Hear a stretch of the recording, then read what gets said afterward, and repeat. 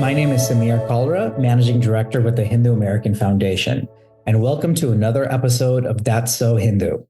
We're joined today on the podcast by one of our favorite and returning guests, Akhil Ramesh, who is a Director of India Program and Economic Statecraft Initiative at the Pacific Forum International, a leading think tank based in Hawaii. With research interests at the nexus of geoeconomics and security policy, he's currently working on a number of projects related to infrastructure development in Asia, supply chains, grand strategy in the Indo-Pacific. His analysis has been widely published across global and regional journals such as Nikkei Asia, South China Morning Post, The Hill, The Diplomat, National Interest, Economic Times, and Hindustan Times. Akhil recently authored a new publication on U.S.-India relations in the Pacific Forum's journal Comparative Connections, entitled Preparing for Realignment, which delves into what to expect with the new Trump administration in Washington and Prime Minister Modi returning for his third term in New Delhi. Welcome back to the podcast, Akhil. Great to have you on again with us. Thank you so much for having me, Samir. It's great to be here. Great. So, Akhil, why don't we go ahead and start with, right now, as we're recording this podcast, Prime Minister Modi is currently in the U.S. For meetings with President Trump, as well as a number of other U.S. officials. He's already met with Tulsi Gabbard, the new Director of National Intelligence, a meeting with Mike Waltz, National Security Advisor, as well as Elon Musk, head of the DOGE department. So can you talk to us a little bit about what should we expect to come out of these meetings? What can both countries kind of take away, and what would it represent for the relationship going forward? Yeah, that's a very good first question. I would say that this is a time for realignment. In my comparative connections chapter, I titled it as preparing for realignment, because over the last 4 years there's been significant turbulence in the U.S.-India relationship. Under Biden, while the relationship expanded across domains, it also was stress tested on the Cold War era differences, whether it was on domestic issues, or whether it was on human rights allegations, or it was on issues that were things of the past, such as Khalistan. But I think the Trump administration has many officials are nominated and finalized officials who are supposedly hawkish on India and also have been allies of India for the last decade or so. The officials you mentioned, Tulsi Gabbard, Mike Waltz, Rubio, all of them have been big proponents for strengthening U.S.-India partnership. As a matter of fact, Rubio wanted the U.S.-India partnership to be on the level of the U.S.-NATO ally partnership. So there are many in the Trump administration who would like to see the U.S.-India partnership, evolve into something more concrete, on solid ground, such as a defense treaty-like partnership or a trade deal, for that matter. But will they get it out of this meeting with Modi? Maybe not. But I think it'll be a good start, because from what I've seen in the last few weeks, the Indian side is also open to negotiations, and they are thinking of lowering tariffs and being more proactive by, for example, taking in the undocumented immigrants without making a fuzz, as, say, the leader of Colombia did. So I think they understand the policy priorities of the Trump administration and are working toward it. So that is a very good sign. Great. And I think let's maybe start with two of those issues specifically that you mentioned are kind of the hot topics and have been at the start of the discussions, at least, have been kind of making the rounds in a lot of the news stories covering the meetings. The first of those is the issue of tariffs and trade. And I think, Trump just came out literally, I think as we were recording this a few minutes ago, with some more statements on trade and naming India as one of the worst violators of tariffs, highest amount of tariffs on all goods coming from America.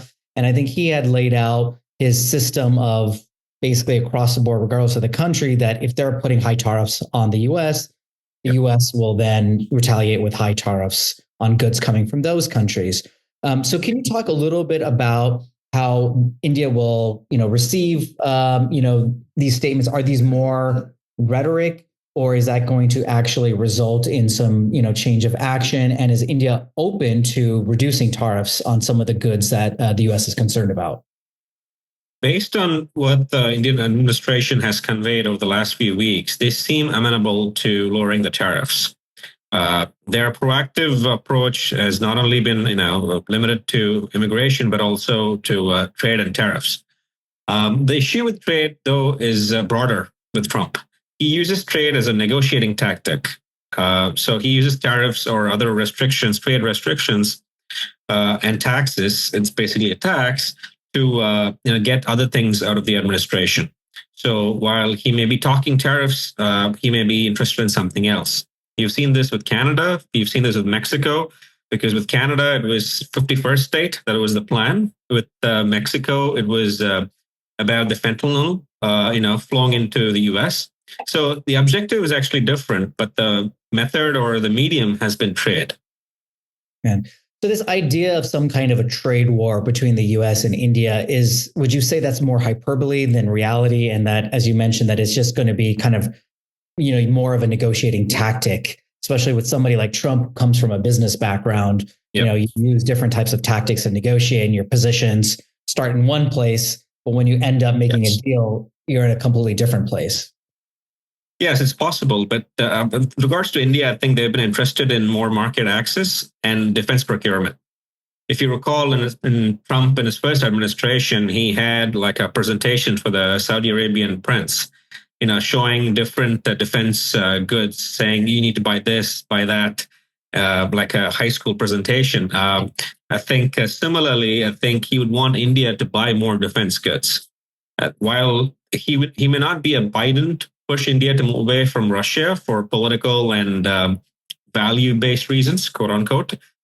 He would be interested in India moving away from Russian defense for economic and commercial reasons.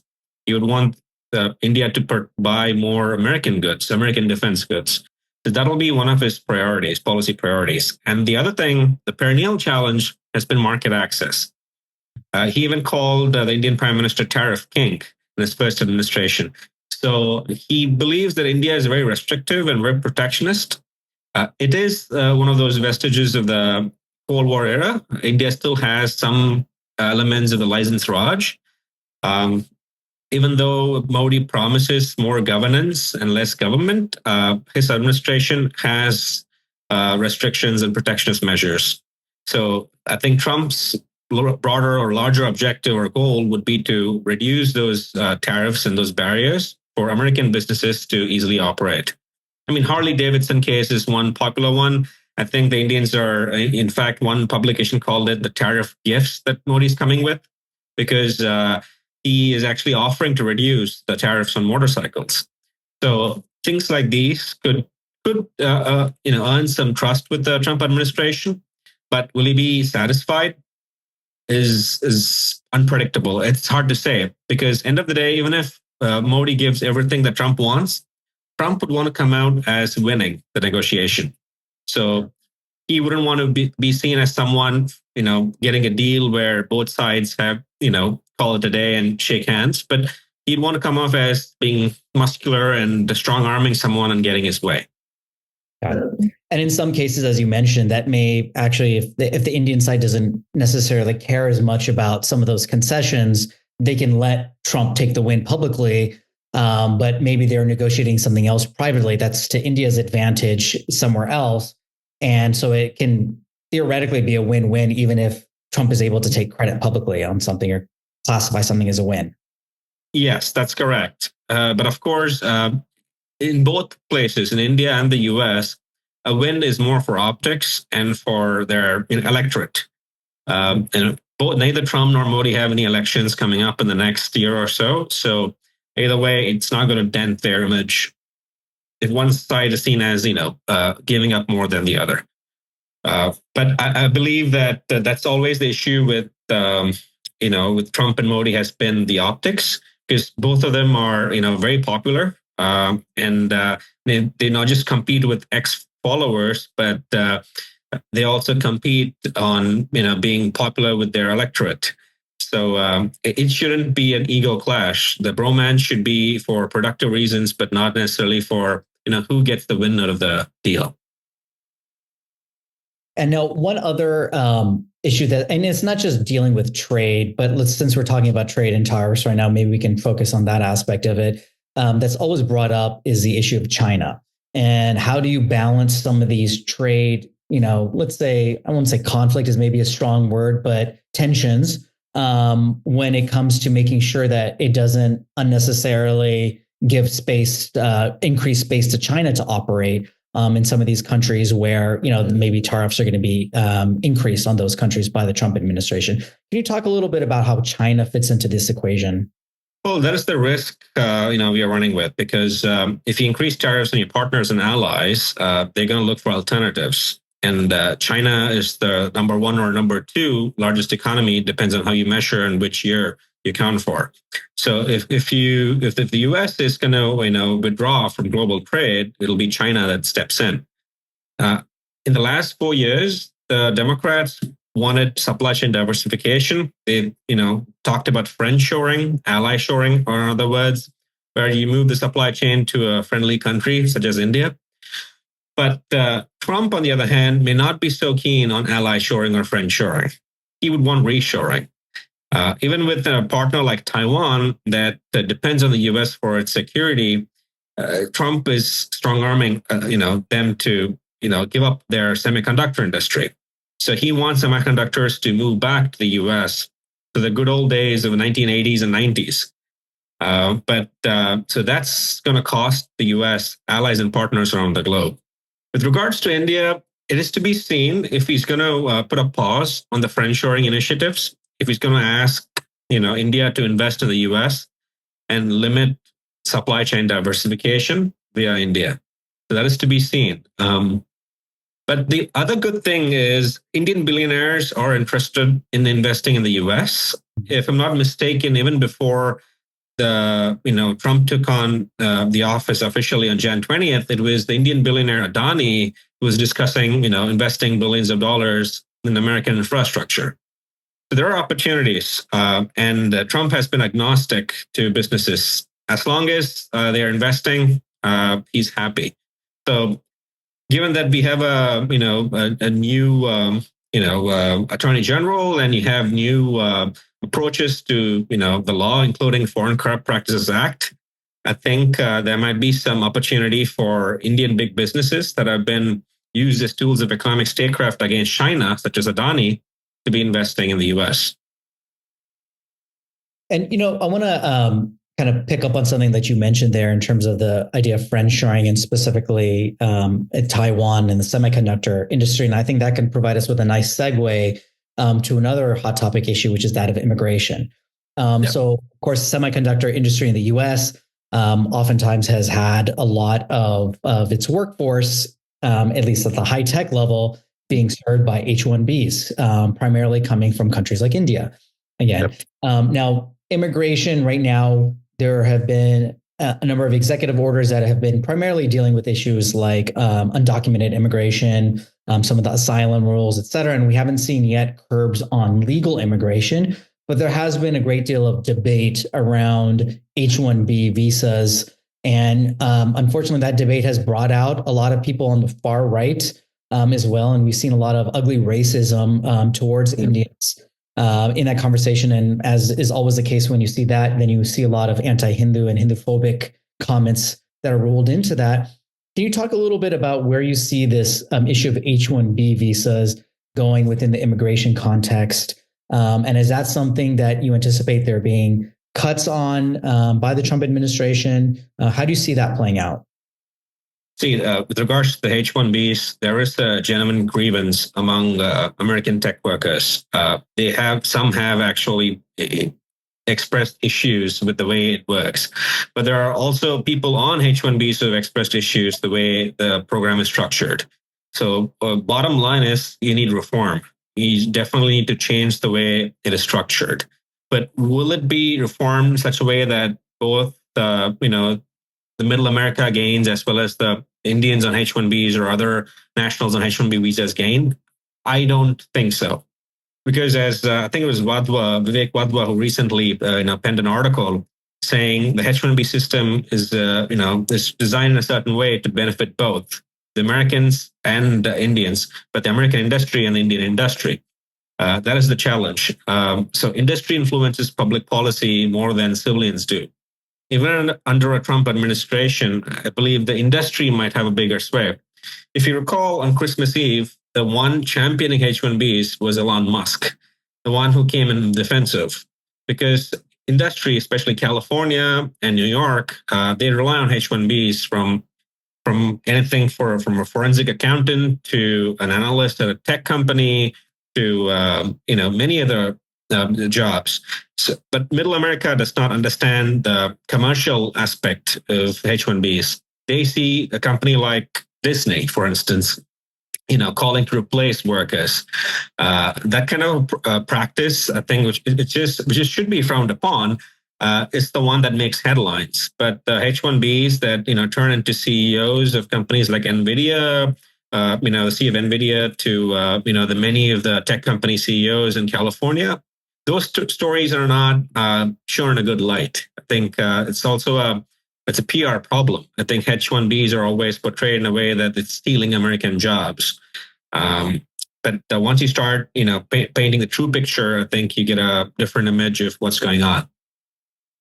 I think, like most issues, there's a lot more gray than black and white, and a lot more nuance and complexity. Now, shifting over to the other side of immigration, I think another area that's made the headlines is a lot of the deportations of illegal immigrants. We've seen the ICE raids on news channels, and of course, I think the first plane of deported illegal Indian immigrants landed in Amritsar in the northern state of Punjab, I think just last week. And, there have been a lot of discussions about, number one, India actually agreeing to take back a lot of these undocumented immigrants. And then also there's been discussions about, whether there has been inhumane treatment meted out to some of these that are being deported, because there's images again of them in chains that are being then on planes and then deported from there.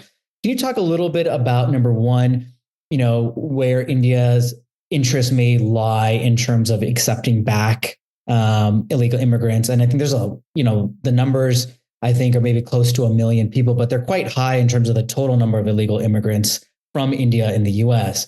So let's start there. So where do you see India's interest in them agreeing to take back at least a portion of those immigrants back to India?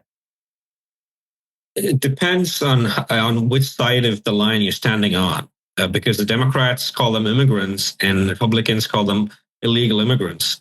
So if I were to take a position and call them, undocumented, half in the middle ground, the undocumented immigrants have very little legal basis to stay. And those on the deportation list are ones who actually had a case in courts and for asylum or for other reasons, and it wasn't ruled in their favor. So, and secondly, it's also the ones who have committed some crimes or who have engaged in illegal activity besides overstaying their visas or entering the country illegally. So I do not think that Indian government should be taking up the issue of undocumented immigration the way, say, some countries like Mexico or Colombia have taken it up, because India should be more concerned about legal immigration for its citizens, not just for the remittances and foreign exchanges, but also the strong diaspora it has created over the last 4 or 5 decades.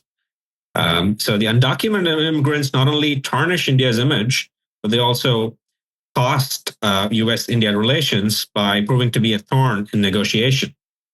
If Modi were to hold back on the undocumented immigrants, if he were to push back, asking for better treatment of undocumented immigrants with Trump, I think Trump would use that as a negotiating, opportunity to push for something else. So should Modi be thinking of, discussing the treatment of undocumented immigrants? I would say no, not so much. And besides, the portrayal of undocumented immigrants as the mother with an infant in her arms and waiting in line is an inaccurate portrayal of undocumented. In the case of India, particularly, many of the undocumented are from 2 states. And I don't mean to be prejudiced or biased, just data here, is that they are from Gujarat and Punjab. Punjab, I think for India, it's a security risk because the undocumented, without papers, without passports, India would want to know who's leaving and who's being, given asylum in the US or Canada for that matter. And for Gujarat, it is a I would say it's a funny state of affairs because there are many who sold crores and lakhs worth of property to move to the US via Mexico. So I think it is unfortunate that they are selling hundreds of thousands of US dollars worth of property to move to the US. I think the government should not be speaking for the undocumented who have that kind of wealth to cross borders legally. And I think you kind of touched on one aspect of the issue, especially for those undocumented immigrants coming from the state of Punjab, and that is the issue of Khalistan, which of course is the fringe separatist movement by some Sikh extremists to create a separate state of Khalistan out of the northern state of Punjab. And I think that's where that immigration system on both ends, things have been exploited, where they get these certificates or letters in India where they can actually pay to get, showing that they've been persecuted because they're proponents of Khalistan on the Indian side. And then they come to the US and then they file these false claims, and then they have the exact same stories. They have the almost like, exact kind of rubber stamped letters, almost like a template form that has been used, and the same kind of stories, trying to claim that they've been persecuted and that's why they deserve asylum. And then we also see that there are lots of those that are then preyed upon here in the US and utilized as fodder by some of the leaders in the Khalistan movement, using them to kind of come to these large rallies, the ones that attacked, the Indian consulate several times in San Francisco, perhaps even being involved in some of the, incidents where vandalism has been, perpetrated against Hindu temples, et cetera. And so I think there's that security angle there as well. So maybe talk a little bit about kind of the connection between this Khalistan movement and some of the undocumented immigrants and this whole asylum process. Yeah, I think it's going to be a challenge for the movement if India were to negotiate the repatriation of or the deportation of undocumented immigrants from Punjab who are probably on a national security list. If India considers them to be on a terror list, a terror watch list, and if they want them back, I think this would be the best time, because Trump would be more than willing to send out any miscreants, whether it is from Punjab or elsewhere, who are undocumented. In fact, they'd probably be on a priority list. Unlike with the previous administration, this administration may not have any sympathy for the undocumented, especially who have a history of criminal activity. So I think in that case, they might lose oxygen, the movement, if they were to act, India and the US were to act proactively on taking back undocumented immigrants. On the other hand, you still have the challenge of Canada. So whenever the immigration policy in the US became stringent, Canada has been, opening its gates. But will it happen again is to be seen. I mean, Canada also has elections coming up. So will the undocumented from the US find, refuge in Canada is to be seen. And there is a loophole in the asylum process that the people have taken advantage of, and which is basically, paved way for Canada to turn into a breeding ground for separatist activity like Khalistan. Absolutely. And, I think this all ties in. I think everything is connected in the sense that, when you talk about the issues of Khalistan and kind of illegal immigration and some of the policies that were perpetuated under the Biden administration and probably starting during the Obama administration, you also see a lot of activism, generally speaking, kind of to undermine India, or at least that is the view from the Indian side. And that's done through issues like this, like through the Khalistan issue, through illegal immigration, which is connected there, but is also done to some extent through agencies such as USAID. And that's something where you see a major shakeup happening, where there's an attempt to clean out a lot of the fraudulent, wasteful spending that's being done through USAID, and as well as some of the projects that have funded extremists. On the one hand, there's been some great reports that have been out, including by the Middle East Forum, on some of the funding that went to Islamist extremist groups that had ties to Hamas, Jamaat-e-Islami, and other terror groups. And there's also the side of it where there's funding potentially going to projects that are meddling in internal affairs in countries like India. So can you talk a little bit about USAID and what's been happening in terms of where the funding is being looked at right now, but particularly in the context of India, and where there may have been some issues that have led to some interference in Indian internal affairs? So this question, it's a complex problem. So it all started with President Trump's executive order. He decided to freeze federal funding and for any foreign assistance of the State Department. This included USAID. So USAID, as an organization, supports many good causes, but also gets involved in local domestic issues, whether by choice, whether by design, or by accident. One has to, engage more investigative, reporting. It has to has to dig deeper to find out if it's, by accident or by choice. But at the end of the day, I mean, they've supported issues such as HIV, poverty alleviation, but they've also directly and indirectly supported certain activist-like causes. The question is, should an organization supported by a government be engaging in those? Some would say that it's part of their mission.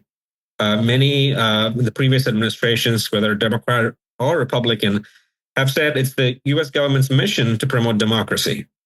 Republican and Democrats believe that in Iraq. They believe that in Sub-Saharan Africa. They believe that in South America, in India as well. So it boils down to that message, basically. Do you want your country to be, going after monsters abroad, or do you want your country to focus on your own national security? I think that policy divergence is what we're seeing now. Trump does not want the U.S. taxpayer money to be spent on fighting demons abroad. He does not want to promote democracy or promote LGBTQ rights or any of the progressive causes that USAID or other department funding might have been, funding directly and indirectly. So that is a problem. But there's another aspect to the issue that we haven't seen much discussion on. If you were to draw a Venn diagram of who's funding USAID progressive causes or state funding progressive causes on the right, and on the left, you'll find the other person funding it would be organizations that have received money from China. For example, New York Times, a few years ago, they ran a very interesting piece. It was a great piece of investigative reporting on this billionaire from Chicago by the name of Roy Singham. He's a big proponent for the CCP. He has been a big advocate for improving relations between the US and China.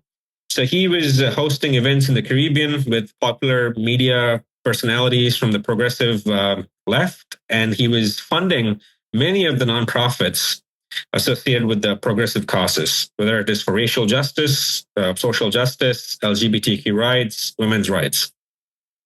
So if a government funded agency is going to be supporting these causes and supporting nonprofits and institutions that receive funding from a CCP-affiliated billionaire, one has to question where is this all coming from and what's the broader objective.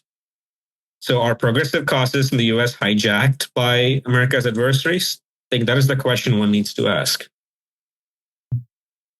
I think another question that comes up with that is who is deciding what is a promotion of democracy and what is not? And in the process, are you emboldening and empowering actually more extremist forces while, quote unquote, trying to promote change and democracy and reform in certain countries? And I think that brings us to the example next door in Bangladesh, in India's neighborhood, where there was a regime change last year and the ruling Awami League government led by Sheikh Hasina was toppled.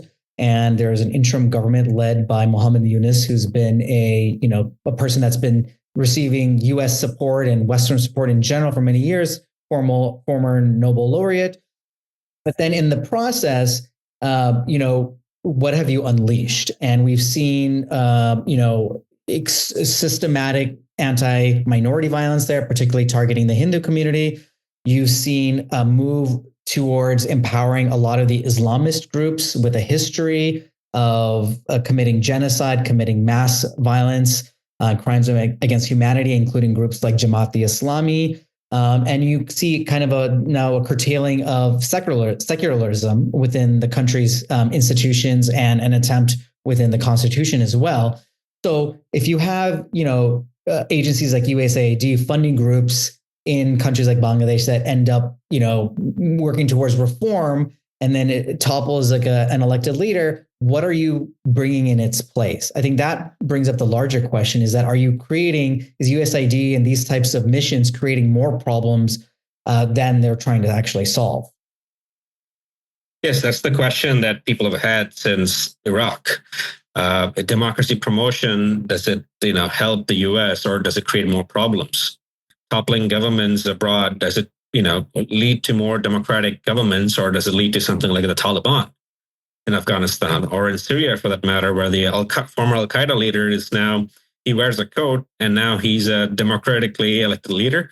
So there is this challenge. What you wish for was what you get. I think the US has, one could give it the benefit of doubt and say that, it had good intentions where it promoted democracy, quote unquote. But did that lead to, good democracies, or did that lead to countries that could run, progressive or even liberal democracies? No, not so much. Many in the Middle East, including even in South Asia or the Indian subcontinent, have had governments turn into more autocratic regimes, as we see in Bangladesh. I think it's part of a bigger problem because in the Indian subcontinent now you have a quasi-democracy in Pakistan. In Bangladesh, you have this more or less, I wouldn't call it a government, but an advisor-led machine. And in Sri Lanka, you have an openly communist leader. And in Nepal, it's always a back and forth. So the region itself is prone to disruption and is very volatile, with foreign players such as the US from far away or from any Western country getting involved in the complex dynamics of religion, minority rights, gender, and is not going to result in something that's stable. I think Trump's idea is of offshore balancing, a strategy where you let the local big country to manage the security issues of the region. If you were to proceed with the same strategy as he did in the first administration, I think he'll have better success in the Indian subcontinent than he has had elsewhere. And I think, when you look at the neighborhood already, there's been, obviously with a lot of freeze and foreign funding, there's been a freeze on funding to Pakistan and Bangladesh. How do you think Trump will look at these two countries? Will it, as you mentioned, be primarily through the prism of kind of India being the larger player in the region? Or will he try to develop separate, relationships with those countries that are maybe, argued at odds with U.S.-India policy, or have their own, purposes and goals towards them? I think when it comes to security, he might defer to India. But when it comes to trade, if there's money to be made, I think Trump is, in bottom of his heart, he comes from New York. He's a businessman. He's always going to try to cut a deal. If he can cut a deal with the Bangladeshis on LNG, if he can cut a deal with Pakistan on, it could be whether it's a defense deal or any other sector, I think he would be, open to that. He would not close off those deals thinking, they're going to be detrimental to our partner in India. So I think bottom line is if there is economic or commercial value, I think President Trump might pursue that opportunity. And I think the big elephant in the room, obviously in the neighborhood, is China. And, there's a trade component, which we spoke about a little bit earlier, but there's also the larger geostrategic and defense and security aspect of that relationship, and especially where China is very aggressive in the region, not just in the South China Sea and East Asia, but also into South Asia and in the Indian subcontinent, cultivating and already having good relations with a lot of the countries there, and in some cases them being an extension of Chinese interests. How do you think the U.S. is going to deal with India in the context of China? And is that going to be the main framing point of the relationship? Again, with China, I think a lot of people that we mentioned that are in these positions at state, national security, et cetera, that have had strong U.S.-India views, they've also been quite hawkish on China. So how do you think that's going to play into the overall calculation and how China is viewed from a U.S. policy perspective with the U.S.-India relationship? That is a very interesting question. China has been a catalyst for increased cooperation between the US and India for the last 2 decades, ever since George Bush. But things have changed since then. I think over the last few years, especially last year of Biden's term, I think India and China were trying to make amends, and they have succeeded. I wouldn't say completely, but they made good progress. Whether it's getting back to patrols at the border or reviving trade and commercial ties or people-to-people ties. And that is not without reason. So India has to play with the cards it has got. That means in its neighborhood, it does not have many allies, including China. So it needs to make friends where it can. In an uncertain environment where the US makes to do with China. For example, if Trump were to strike a deal with China or with TikTok in particular, or were to engage in bilateral trade deals with China, India will be left in the lurch. I think there are many at the high levels in India, including, if I'm not mistaken, it was Anand Nageshwaran, the economic advisor, who had talked about India being plugged into the Chinese supply chain to take advantage of the US's supply chain diversification. Meaning India turning into a Southeast Asian country wherein we trade with China and then export it to the US, akin to the practice of India buying oil from Russia and then refining it and shipping it to Europe. So that was his proposal. He said that's a better way of being plugged into the global supply chain. So I think India should wait and watch. India should not, double down on any antagonism towards China. Because the Trump administration, to be honest, has not expressed any inclination of going to war over Taiwan or South China Sea. Trump, time and again, or the last few months particularly, has expressed interest in striking a deal with China, amenable to TikTok, still functioning in the U.S. as long as it has an owner from the U.S., and also has donors who have a lot of investments in China. Like any politicians, if you have your donor with heavy investments in a foreign country, then your foreign policy is going to be affected. More so as they call Musk of late, King's Hand. So the King's Hand has heavy investments in China. So will the Trump administration alienate China over security issues or perceived threats over Taiwan that it considers as someone that stole its industry, its jobs? It's to be seen. But I would say that the US-India partnership has to evolve beyond China. China cannot be the only catalyst. I am one of those who believe that the partnership has to rest on a better, solid foundation than a shared threat. I think a shared or perceived threat cannot be the one binding them together. There has to be trade, commercial, defense, and people-to-people ties, creating the foundation. So, yeah, please go ahead. I was just going to add that for India, I think China is a neighbor, and the threat of its economic coercion or its Belt and Road Initiative is going to be omnipresent in the neighborhood. So India has to fight its own battle, whether it chooses to compete with China in the Indian subcontinent or in other parts of the world, using its own economic levers, such as Adani. It should go ahead now. That would be my recommendation. Because over the last 4 years, it was using Adani indirectly to compete with Chinese Belt and Road Initiative projects. But the Biden administration was, time and again, always making it difficult for the company to compete with Chinese projects, whether in Kenya or in Myanmar or, in Sri Lanka. So the DFC project supported Adani project in Sri Lanka that was under Trump.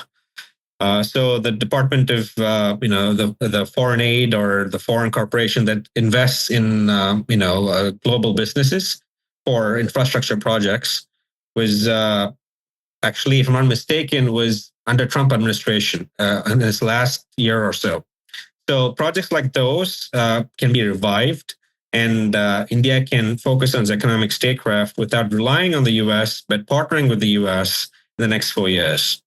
But China will not be the sole focus.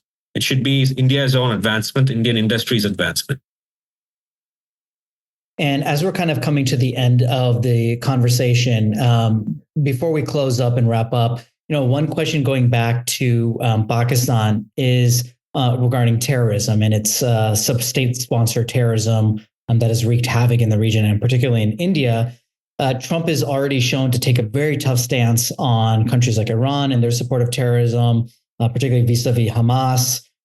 Do you see him taking a similar approach on Pakistan? Obviously, in the past, it's kind of been a back and forth relationship. Now there's less interest maybe from the U.S. end because we've completely withdrawn from Afghanistan. But in terms of how it's going to view Pakistan's use of proxies within India and other parts of the subcontinent to pursue its own foreign policy goals through terrorist groups, will you see Trump having a harder position on that, or at least supporting India more on its initiatives to clamp down on those terrorist groups? Well, frankly, Pakistan may not be his priority. Iran, for many reasons, will be a priority, as will Hamas. I think what has happened since October 7th makes it more of an urgent issue. And one thing you had mentioned was the administration kind of, bringing on a cast of hawks. That is true, but not just on China, on Iran as well. In fact, the controversy surrounding the Secretary of Defense during his nomination was his tattoo, his Templar tattoo. So there is this idea that this administration is going to be even more hawkish towards Iran for historical reasons than toward China or any other adversary. So I think Pakistan may not feature in the top 3 priorities, I would say, but it would definitely be a good thing for India if it's not even a priority, meaning it is not important enough to be discussed or to be dealt with. So that is a win in itself. Absolutely. And I think with that, I'm going to ask you to now kind of just take out your crystal ball and just kind of predict what these next 4 years. I think we touched on a lot of different aspects of the relationship and what could be and what could happen. And I think obviously it's always a lot of speculation and based on data, of course. But maybe just take out your crystal ball and just tell us, what do you predict the next 4 years are going to be like, high level, for the U.S.-India relationship, and how is that going to differ from how it was with the U.S.-India relationship under former President Biden? So one thing I can predict with the Trump administration is the unpredictability. That is the only thing we can predict. So one day we are, in conflict or in a dispute with Colombia. The other day we are with South Africa. So will we go to war with Iran or South Africa or Colombia? It's hard to say. In this climate, in this era of how 140 characters or more has an impact on national security, it's certainly difficult to predict. But let me be another think tanker who makes these forecasts. So my forecast would be that the U.S.-India partnership would actually move ahead in defense and security realm. The Indian administration, if it plays its cards right, I think has the opportunity to take advantage with regards to its own economic statecraft. It can leverage its big businesses to invest in the U.S. and also partner with the U.S. abroad. On the other hand, immigration is going to be a big issue.